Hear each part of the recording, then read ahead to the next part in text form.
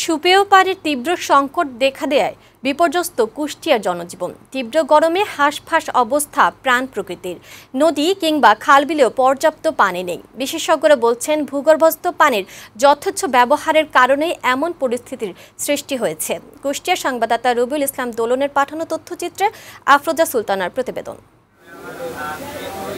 কুষ্টিয়ার পদ্মা কিংবা গড়াই নদীতে পানি কমেছে। এতে নদী তীরবর্তী এলাকায় জীববৈচিত্র্য পড়েছে হুমকির মুখে। সুপেয় পানির তীব্র সংকট দেখা দেয় অতিষ্ঠ জনজীবন।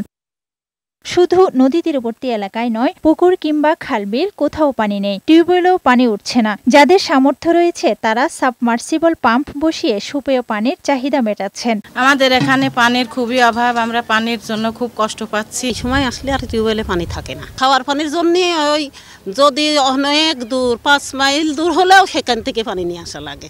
নদী তো খনন প্রতি বছরেই আমাদের এখানে হয়, কিন্তু হয়তো আমাদের কোনো লাভ হয় না। পানির অভাবে বুড়ো আবাদও ব্যাহত হচ্ছে, তাই কৃষকদেরও দুরবস্থা।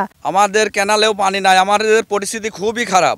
কিছু ধান লাগাইছি, ধানগুলাও মরে যাচ্ছে। আমরা চাষি আর একদম বসে পড়ো, মাটির সাথে সমান হয়ে যাবো। বিশেষজ্ঞরা বলছেন ইচ্ছে মতো ভূগর্ভস্থ পানি তোলায় এমন তীব্র সংকট দেখা দিয়েছে। গ্রাউন্ড ওয়াটার ব্যবহারে আমাদেরকে আরও যত্নবান হতে হবে, তা না হলে কিন্তু একসময় আমরা আমাদের যে গ্রাউন্ড ওয়াটারের যে ডিম্যান্ড সেটি কিন্তু আমরা পূরণ করতে পারবো না। এখনই আমাদের দেশের সরকার সহ যেসব কর্তৃপক্ষ তাদেরকে সচেতন হওয়া উচিত।